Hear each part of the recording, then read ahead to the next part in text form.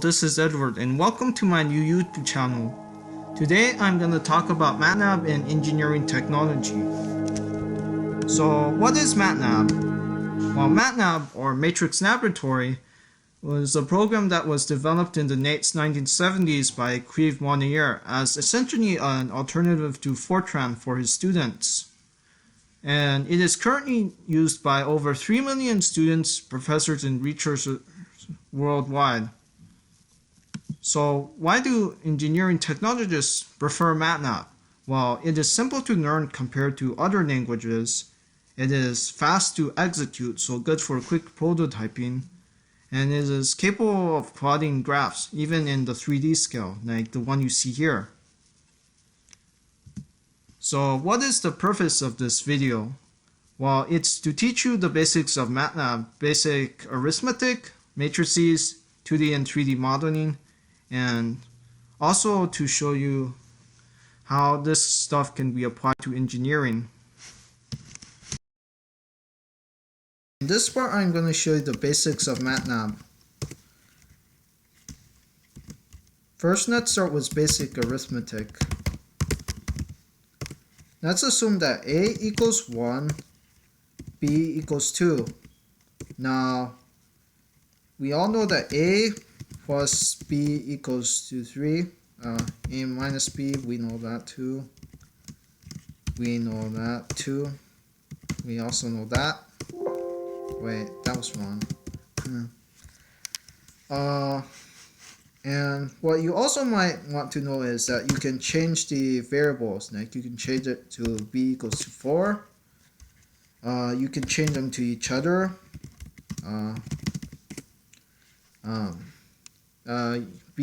Why it says B equals to 1 is because A equals to 1.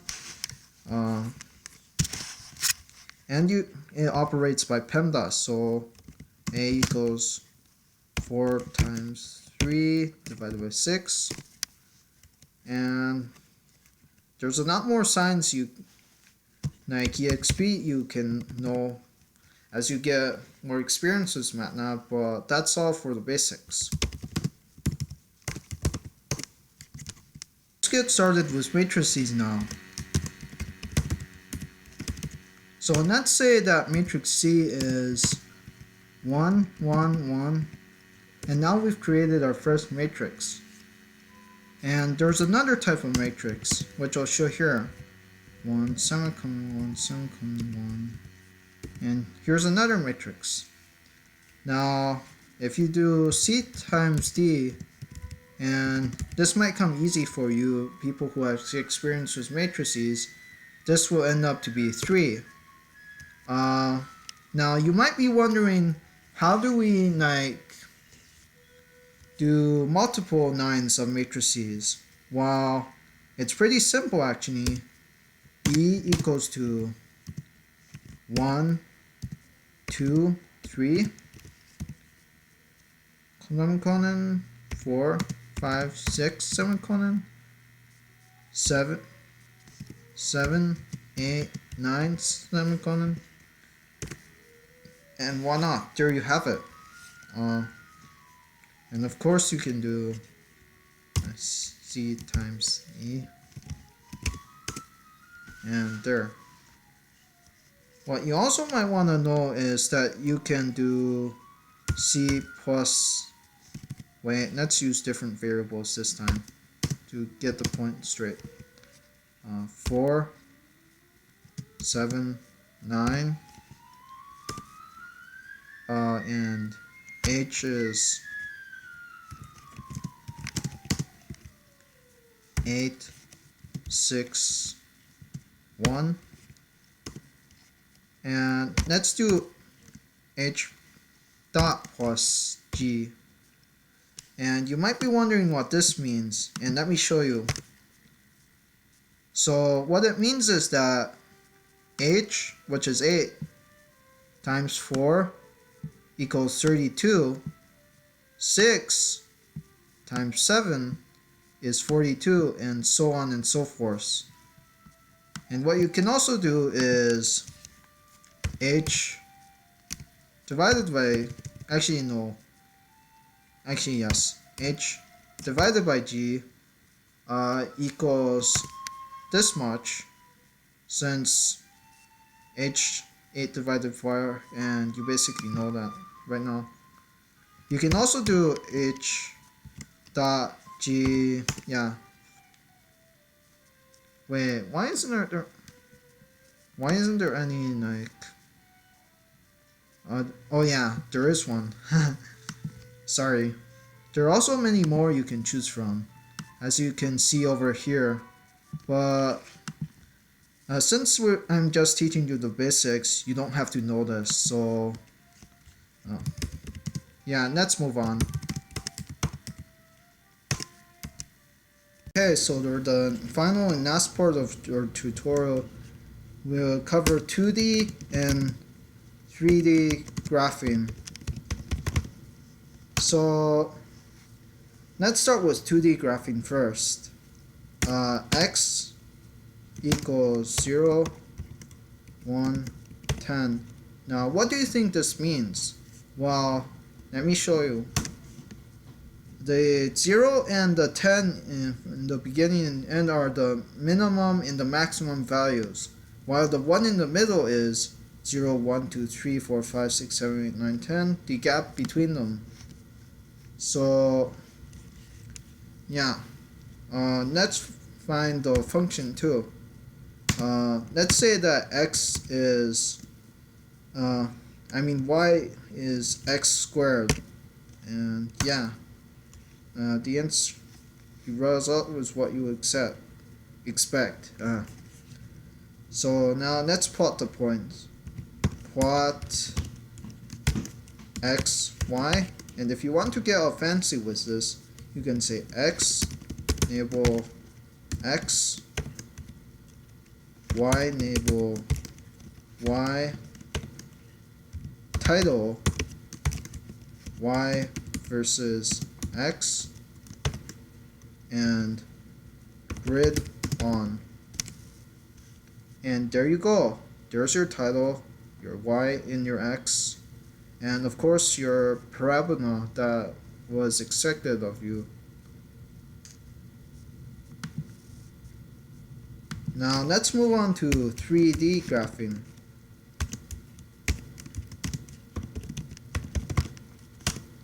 Now this might be a bit different. On the top left side, you see new script, and click on it. And the reason why this is convenient is that it allows you to execute multiple pieces of code at once, unlike in standard MATLAB, where you can only execute 1 line at once, and that might be troublesome, which I'll show you here.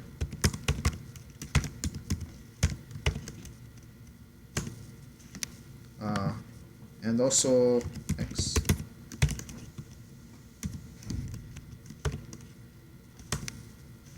Yeah, this is the reason why I put this all in 1.9 here. But if you do this here, delete this, and then put it back in again, then you can get both of these. So it executes both at once, and that's really convenient, if you know what I'm talking about. So let's do 3D graphing for real. T equals to 0, 1, and if you don't know what kind of 3D graphing I'm doing, well, there are 5 types of 3D graphs. There's plot 3 or 3D9, surface plots, mesh plots, the one I showed you on the PowerPoint, contour plots, and quiver or velocity plots. Yeah, the one I'm doing is plot 3, so yeah. So let's say that this is T1. Let's make it 10, just to say, yeah. let's say capital X T squared Y T cubed, and then subplot what you would want to do in a 3D plot, because it shows you the specific place you want to be putting your graph in, and then plot 3 x y t x enable x y enable y z enable z, and grid on. And once you copy paste here,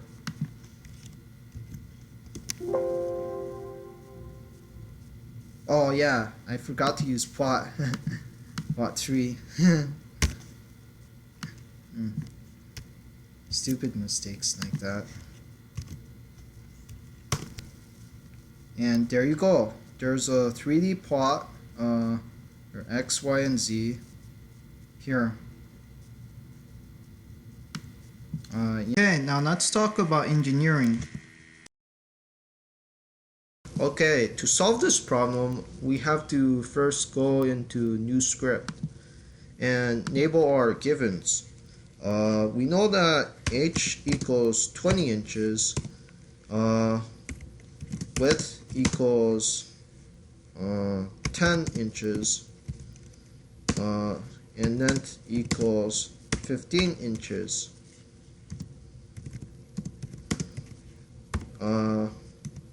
And that the time equals to 50 seconds for the water to flow, and that the flow is 110 inches squared per second.